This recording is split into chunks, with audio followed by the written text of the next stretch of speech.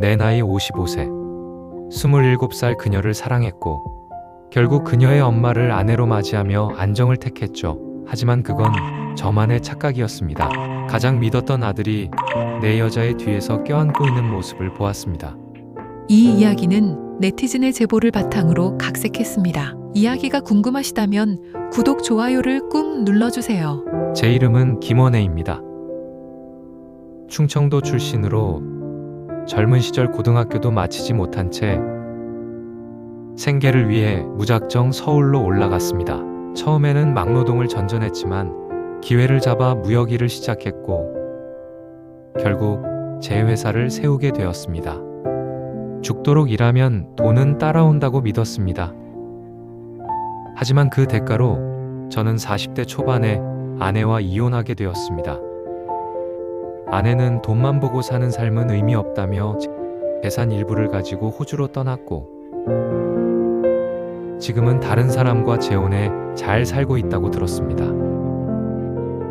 이후 제 곁에는 아들 김준호만 남았습니다. 무역이 점점 어려워지면서 저는 회사를 정리했고 고향으로 내려와 집을 마련해 노후를 준비했습니다. 아들 준호는 32살. 회사 일을 도와주다가 지금은 저와 함께 지내고 있습니다. 돈은 부족하지 않았지만 마음은 늘 공허했습니다. 친구들은 각자 삶을 살고 있었고 아들도 자신의 세상이 있었습니다. 큰 집에 혼자 있는 시간이 많아지면서 외로움이 깊어졌습니다. 그때 제 곁에 다가온 사람이 있었습니다. 27세의 이소린이었습니다. 회사에서 일하던 직원이었고 밝고 다정한 사람이었습니다. 저는 그녀와 함께 살고 싶었습니다. 하지만 55세인 제가 27세 여성과 결혼한다는 것이 주변의 시선이 두려웠습니다. 사람들의 뒷말이 신경 쓰였습니다. 그때 소린이 제안을 했습니다. 자신의 어머니와 제가 결혼하고 자신과는 지금처럼 함께 지내자는 것이었습니다. 처음엔 황당했지만 결국 저는 그 제안을 받아들였습니다. 그녀의 어머니 박영자 씨는 45세였고 또래보다 훨씬 젊어 보였습니다. 그렇게 저와 영자 씨는 법적으로 부부가 되었고 소린과 함께 한 집에서 살게 되었습니다. 겉으로 보기엔 평범한 가족이었지만 사실은 설명하기 어려운 관계였습니다. 주변 사람들 눈에는 제가 나이 들어 복을 누리는 것처럼 보였을지도 모릅니다. 하지만 저는 그 관계를 유지하기 위해 많은 돈을 썼습니다. 저는 소린에게 아파트를 사주고 보험을 들어주고 많은 돈과 선물을 아끼지 않았습니다. 아들 준호도 겉으로는 예의를 지키며 저를 도와주었습니다. 저는 그런 모습에 안심했고 이 가족이 나쁘지 않다고 믿었습니다. 노후는 즐기는 것이라 생각했습니다. 소린과 여행을 다니고 아들은 집에서 투자 관리를 도와주기로 했습니다. 저는 제 재산 대부분을 아들 명의로 옮기기 시작했습니다. 어차피 나중엔 다 물려줄 생각이었기 때문입니다. 하지만 그때부터 모든 것이 어긋나기 시작했습니다. 어느 순간부터 아들과 소린이 지나치게 가까워 보였습니다. 둘은 함께 웃고 떠들며 제가 모르는 이야기들을 나눴습니다. 어느 날 새벽 물을 마시러 내려갔다가 소파에 붙어 앉아 있는 두 사람을 보았습니다. 아들은 소린의 귀에 무언가를 속삭였고 소린은 웃으며 그에게 기대고 있었습니다. 저를 보자 둘은 급히 떨어졌습니다. 저는 아무 말도 하지 않았습니다. 못 본 척하고 다시 방으로 올라갔습니다. 하지만 그날 밤 잠을 이룰 수 없었습니다. 아니라고 스스로를 설득했습니다. 하지만 의심은 점점 커져갔습니다. 결국 저는 그들을 몰래 지켜보기 시작했습니다.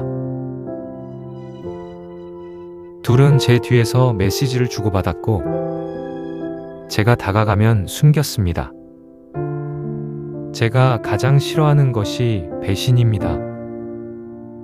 그리고 저는 평생 하지 않던 일을 하게 됩니다. 집안에 몰래 카메라를 설치했습니다. 다음 날, 저는 외출하는 척하며 집을 비웠습니다. 밤 10시, 호텔에서 모니터링 화면을 켰습니다. 처음에는 아무 일도 없었습니다. 그리고 밤 11시, 제 아들은 소린을 뒤에서 껴안고 있었습니다. 두 사람은 이미 오래전부터 그런 사이였습니다.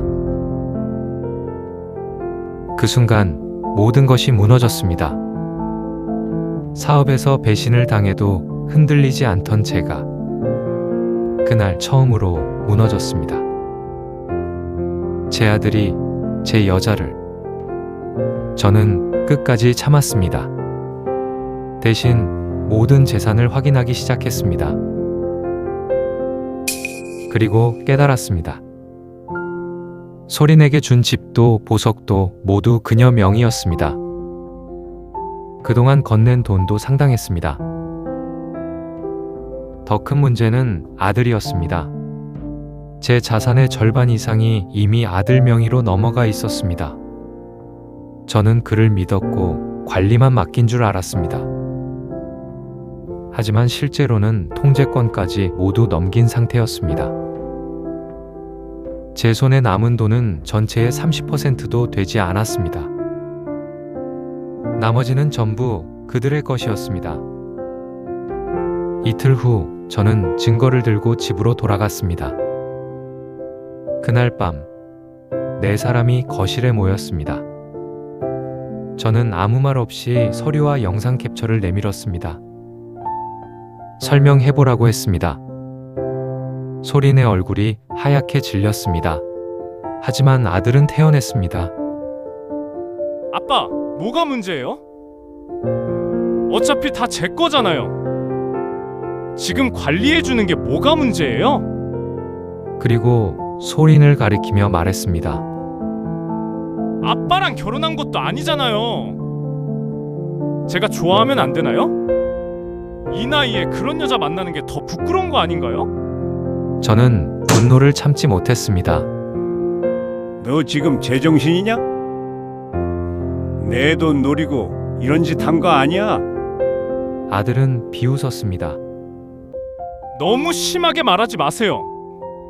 소린이랑 제가 결혼하면 결국 다 우리 집 거 아닙니까? 돈도 지키고 아버지도 모실 수 있고 뭐가 문제죠? 저는 문을 가리키며 소리쳤습니다. 여긴 내 집이야. 당장 나가. 하지만 아들은 웃으며 말했습니다. 그럼 먼저 이혼부터 하세요. 재산 소송 최소 1년은 갑니다. 아버지도 사업하셨잖아요. 아시잖아요. 그때 아내가 말했습니다. 우린 법적으로 부부예요. 이건 가족 문제예요. 결국 다 자식 거들 돈인데 왜 이렇게까지 하세요? 소리는 끝까지 아무 말도 하지 않았습니다. 저는 그 세 사람을 바라보며 웃음이 나왔습니다. 55년을 살면서 수많은 사람을 상대했고 배신도 겪어봤지만 이렇게 무너질 줄은 몰랐습니다. 저를 가장 크게 속인 사람은 제 아들이었습니다. 지금 저는 이 집의 작은 방에서 살고 있습니다. 그 세 사람은 마치 진짜 가족처럼 살고 있습니다. 제 돈으로 그들의 삶을 살면서 저는 이 집에서 가장 불필요한 사람이 되었습니다. 세상에 이런 일이 실제로 일어날 줄은 몰랐습니다. 여러분의 생각은 어떠신가요? 의견을 댓글로 남겨주시고 구독과 좋아요로 소통해주세요.